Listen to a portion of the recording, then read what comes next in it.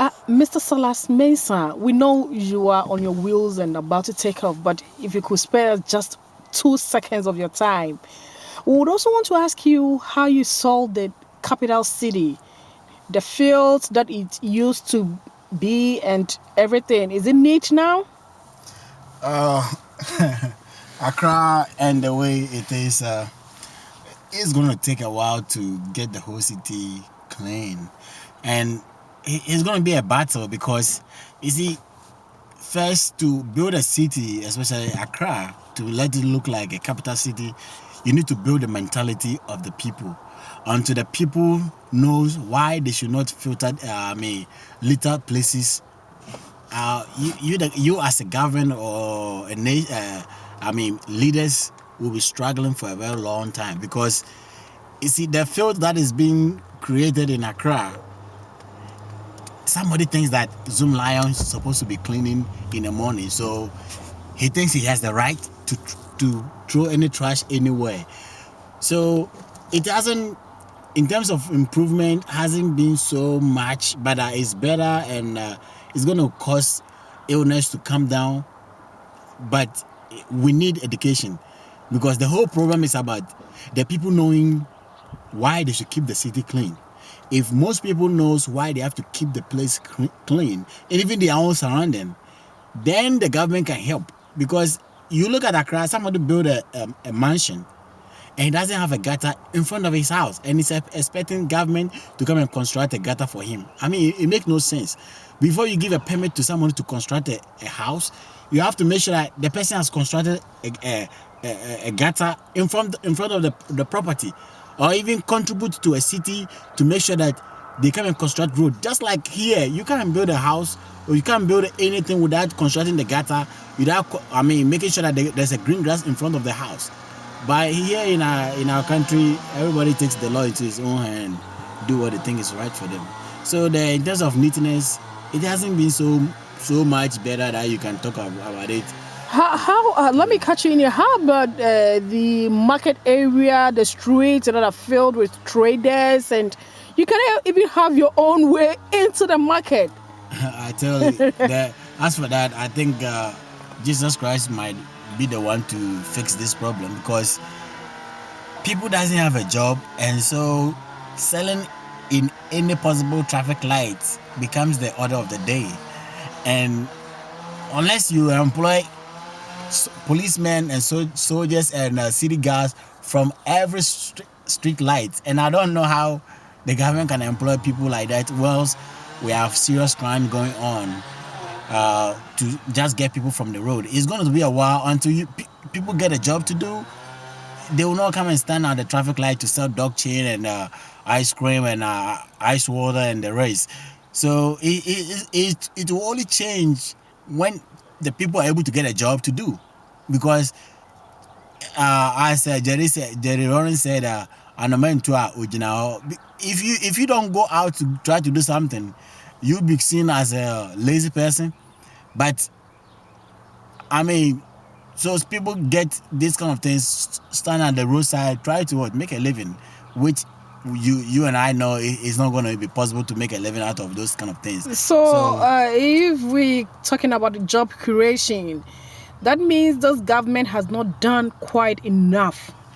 I can't say they haven't done enough because looking at the Ghana statistics of job creation and people having a job, there's nothing like Ghana having a statistics knowing for sure that say I have 20,000 graduates coming out, or 5,000 graduates, 16,000 graduates coming out. Out of that, say 14,000 will get a job, for 6,000 or 4,000 will not get a job.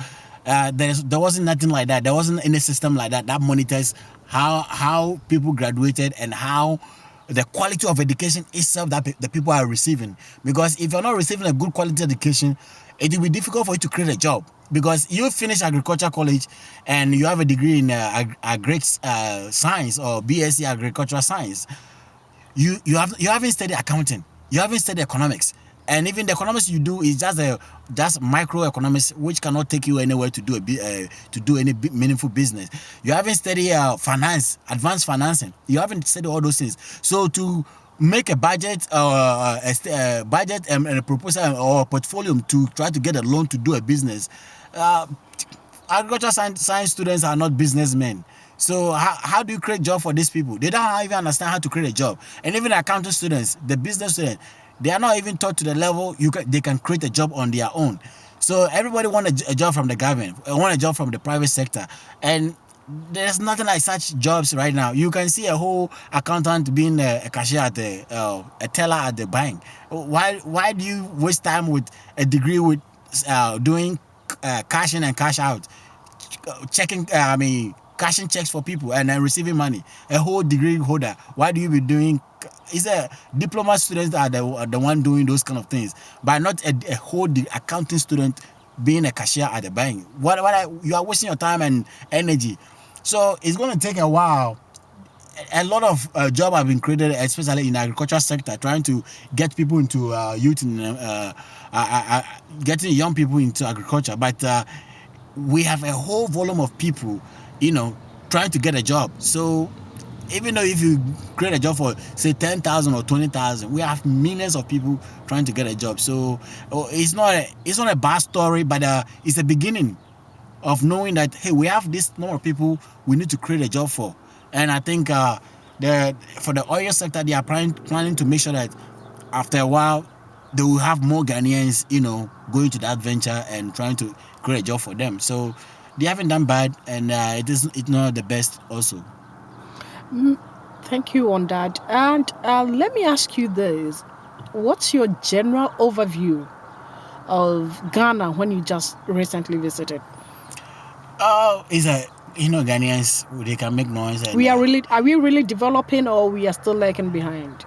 for the development, we are moving forward because even though some places hasn't seen much improvement, I think the government can't fix everything at a go. That is one thing, because building a nation is not an easy thing, and it takes a while, and it takes the people to be committed to the vision of building a strong nation. And so, looking at the general overview of the nation, if you look at the Accra to Mamuto way, I used the road at night, and it was impressive because there was all the traffic lights were on, and in the morning I used the same road and all were off. So which is a good sign that they are using at least if it is even a manual system, they are getting it off and on the right time. If it is a computer system that they are using, it is excellent. So it's going to take a while to get everything working, just like in Texas or in Philadelphia or in New York or something. But it's going to take a while. It's going to need much money to do this kind of investment, and in these private guys to move in, because if you leave everything to the hands of the government, government does not do things well. It needs private guys to move in, people with technical knowledge, people with specialties to be able to get in. And it will be good that we begin to encourage more young Ghanaians who have been privileged to have excellent education from some of the prestigious universities, to be able to go back home and try to help. It's going to be rough. People seeing you back home and they think you are going to come for their job and all those kind of things, and they can compete you. But it's for us to go back to see and help, because you see a small problem and people doesn't understand it, and is killing people.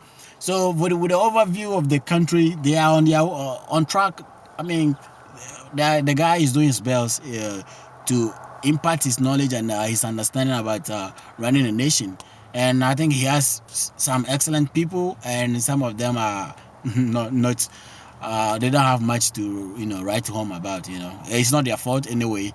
It's the whole educational system. If you have a system that does not teach you well, what the schools teach them is what they're giving. Yeah, this time we need you to go back home, sit down, study the place, and come back and tell us more.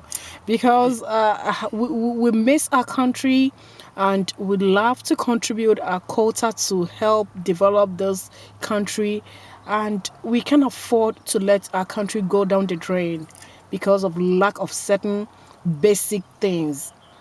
Yeah, I mean, we need to encourage more people to go back home, because I have a whole lot of friends that I'm encouraging that they should let us go back home, because you see, there's a lot of opportunities over there, but you see, you need to have some the technical knowledge, and also some a little bit of money.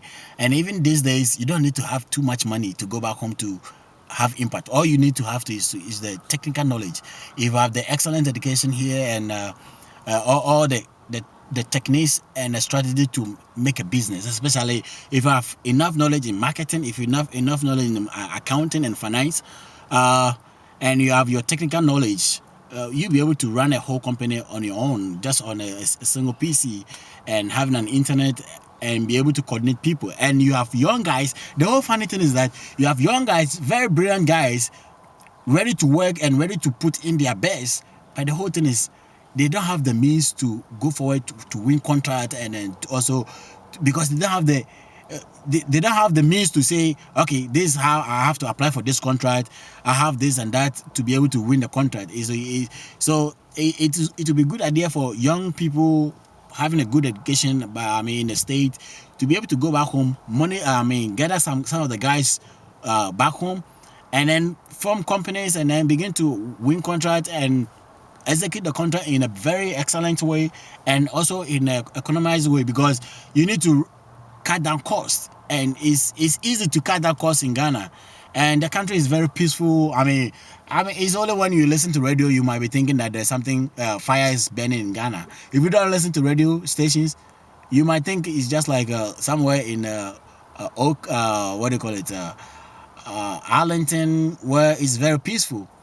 But it's only when you listen to radio you hear people insulting here and there. But it's all about education, you know. You don't need to insult somebody to be able to show that you're a smart guy, you know. So I think Ghana is a better place to go back home to help. Thank you, sir. Would leave you so that you journey on to your destination. Hope to catch you very soon than later. Thank Thank you you. very much. Bye bye.